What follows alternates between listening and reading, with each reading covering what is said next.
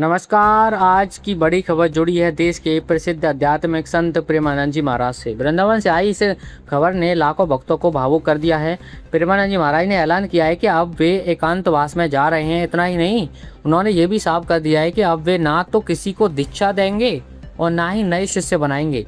उनके इस फैसले ने भक्तों के बीच चर्चा और भावनाओं का माहौल पैदा कर दिया है। आइए जानते पूरी खबर विस्तार से, बस वीडियो को अंत तक जरूर देखिएगा। प्रेमानंद जी महाराज ने अपने भक्तों को संबोधित करते हुए कहा कि अब उनका ध्यान पूरी तरह भजन, साधना और अपने अंतिम आध्यात्मिक लक्ष्य पर केंद्रित रहेगा।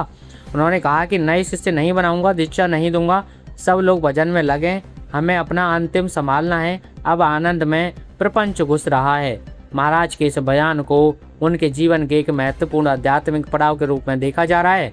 उनका मानना है कि अब समय बाहरी विस्तार का नहीं बल्कि भीतर की साधना को और गहरा करने का है। बताया जा रहा है कि प्रेमानंद जी महाराज इन दिनों पुरुषोत्तम मास के अवसर पर एकांतवास कर रहे हैं। हिंदू धर्म में पुरुषोत्तम मास का विशेष महत्व माना जाता है और यह 3 वर्षों में एक बार आता है। इस दौरान साधु संत विशेष तप, भजन और ध्यान में समय बिताते हैं। सूत्रों के अनुसार प्रेमानंद जी महाराज अपना अधिकांश समय यमुना नदी के किनारे स्थित एक छोटी कुटिया में बिता रहे हैं। यहाँ वे मौन, साधना और एकांत चिंतन में लीन हैं। उन्होंने अपने स्वास्थ्य और मानसिक शांति को बनाए रखने के लिए निर्णय लिया है। एकांतवास पर जाने से पहले प्रेमानंद जी महाराज ने अपने भक्तों को एक बेहद भावुक संदेश भी दिया। उन्होंने कहा कि हम मिले न मिलें, बोले न बोलें, आप सबको बहुत प्यार करते हैं। हम चाहते हैं कि सभी को श्री जी की कृपा प्राप्त हो। अंतिम बात यही है कि मैं आऊँ ना आऊँ, बिना बोले तुम्हारे दिमाग में हम होंगे। महाराज की इन बातों ने उनके लाखों अनुयायियों को भावुक कर दिया। सोशल मीडिया पर भी उनके इस संदेश को बड़ी संख्या में साझा किया जा रहा है और भक्त उनके स्वास्थ्य में दीर्घायु की कामना कर रहे हैं। आपको बता दें कि पिछले करीब 10 दिनों से प्रेमानंद जी महाराज की नियमित पदयात्रा अभी बंद है। स्वास्थ्य संबंधी कारणों के चलते वे ना तो एकांतिक वार्ता कर रहे हैं और ना ही एकांतिक दर्शन दे रहे हैं। उनकी दैनिक गतिविधियों में आई इस कमी को देखकर पहले से ही भक्त चिंतित थे। रविवार को इंटरनेट पर जारी एक वीडियो संदेश में उन्होंने स्वयं बताया कि वे मौन धारण कर रहे हैं और एकांतवास में जा रहे हैं। इस घोषणा के बाद उनके अनुयायियों के बीच इस तरह की प्रतिक्रिया देखने को मिली। वहीं प्रेमानंद जी महाराज के एकांतवास में जाने से मथुरा और वृंदावन आने वाले श्रद्धालुओं में निराशा भी देखी जा रही है। हर दिन हजारों भक्त उनके दर्शन और आशीर्वाद के लिए यहाँ पहुँचते हैं, लेकिन अब उनके दर्शन नहीं हो पाने की संभावना ने कई लोगों को भावुक कर दिया है।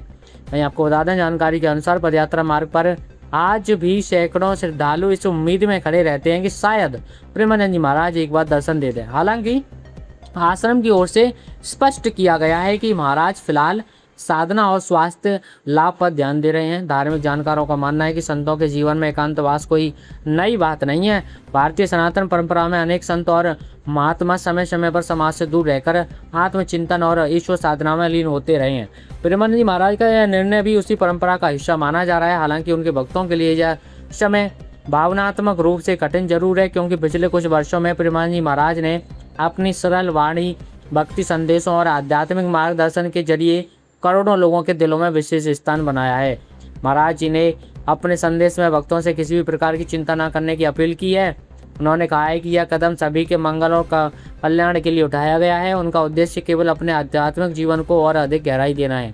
फिलहाल सभी की निगाहें वृंदावन पर टिकी हुई हैं और भक्त यही प्रार्थना कर रहे हैं कि प्रेमानंद जी महाराज स्वस्थ रहें और जल्दी फिर से अपने अनुयायियों को दर्शन दें।